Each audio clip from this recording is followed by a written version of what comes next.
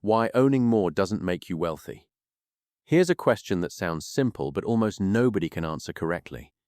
If a person owns a big house, 2 cars, the latest gadgets, a wardrobe full of branded clothes, and takes 3 vacations a year, are they wealthy?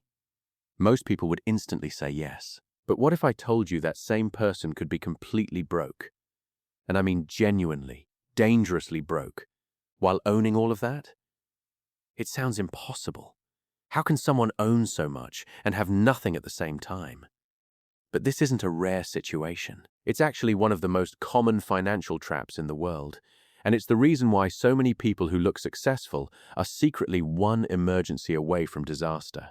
By the end of this video, you'll understand exactly why owning more things almost never equals having more wealth, and what actually does. From a young age, most of us are taught, without anyone ever saying it directly, that owning things equals success.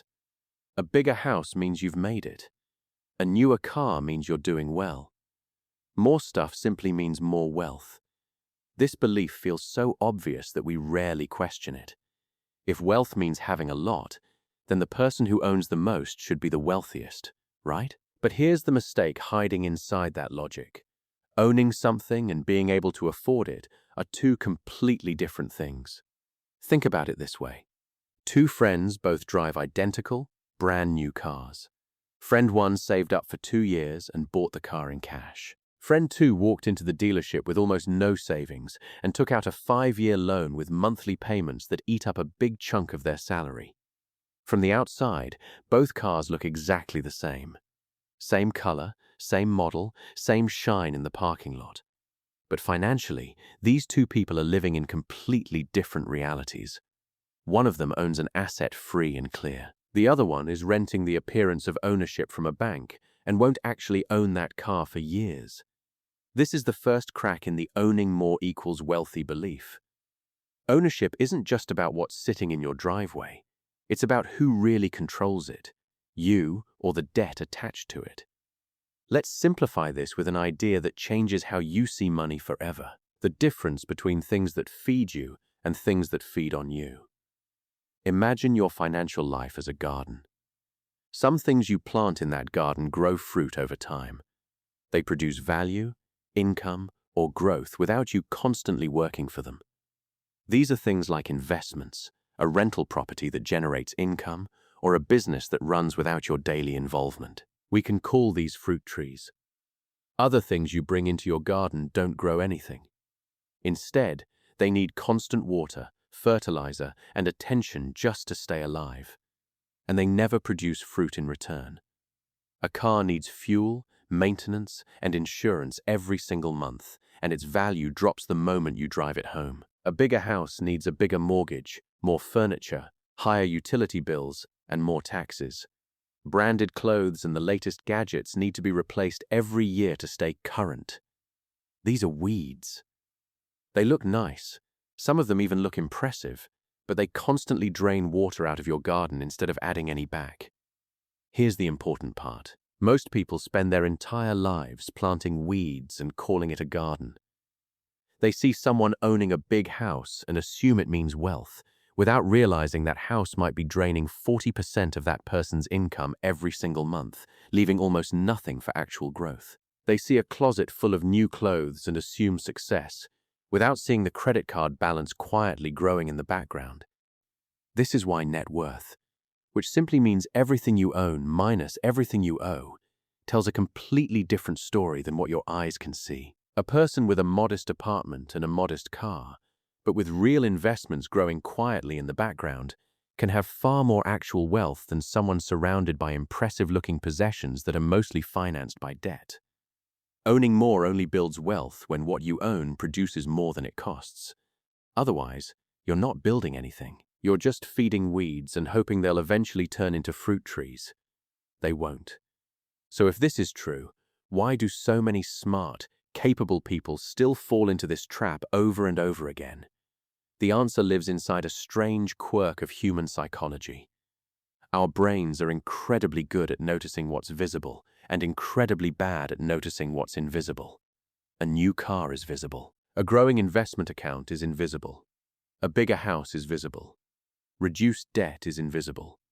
Because of this, our brains unconsciously treat visible things as more real and more valuable, even when the invisible thing is actually worth far more. This creates something psychologists sometimes describe as the ownership illusion, the belief that possessing something automatically means benefiting from it. But ownership without control is really just a different kind of obligation. When you buy something you can't comfortably afford, you're not gaining an asset. You're gaining a monthly responsibility that happens to sit in your driveway or living room. There's also a deeper trigger at play: identity. Many people don't buy things because they need them. They buy things because those things represent who they want to be seen as. The car isn't just transportation, it's a signal of success. The house isn't just shelter, it's proof that you've made it. Gadgets aren't just tools, they're symbols of being modern and capable. When possessions become tied to identity, spending stops being a financial decision and becomes an emotional one, and emotional decisions rarely check whether the numbers actually make sense. This is exactly why so many people can earn a good income for years and somehow still feel stuck. Every time their income increases, their possessions increase right alongside it, keeping their financial garden exactly as empty as before, just with more expensive weeds growing in it. This pattern even has a name: lifestyle inflation, where your spending quietly rises to match your income, no matter how much that income grows, leaving your actual wealth frozen in place year after year. Real wealth isn't built by matching your spending to your income.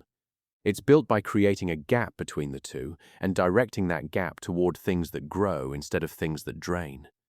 So how do you actually apply this? Start by asking a new question before every big purchase. Not, can I afford the monthly payment? But does this thing feed my garden or feed on it? A car that gets you to work reliably might be a necessary expense. A car upgraded purely to impress people is a weed disguised as a need. Next, try tracking your net worth instead of just your income. Your income tells you how much water is flowing in. Your net worth tells you how much of that water is actually staying in your garden and growing. Many people who feel financially stuck have never once calculated what they actually own minus what they actually owe. And when they finally do, the number is often a wake-up call. Also, get comfortable with owning less in ways other people can see, so you can own more in ways other people can't. A slightly older phone, a modest apartment, or last year's fashion won't make headlines on anyone's social media feed, but the money saved from those choices, redirected into something that grows, compounds quietly in the background for years, eventually becoming real, tangible freedom. And finally, remember that every single item you bring into your life has ongoing weight, not just an upfront price. Before buying, ask what it will cost you every month for years to come. In payments, maintenance, storage, or simply the temptation to upgrade it again next year. True wealth isn't about how much you can pile up. It's about how much of what you have is actually working for you instead of the other way around. So the next time you see someone surrounded by impressive things, the big house, the fancy car, the closet full of the latest trends, remember that what you're seeing is only ever half the picture. You're seeing what they own. You're not seeing what they owe, what it costs them every month, or how much of their future they've quietly traded away just to have it today. Owning more was never the same thing as being wealthy. Wealth isn't measured by how much fills your driveway or your closet. It's measured by how much of your garden is actually growing, quietly, in the background, while everyone else is busy admiring the weeds.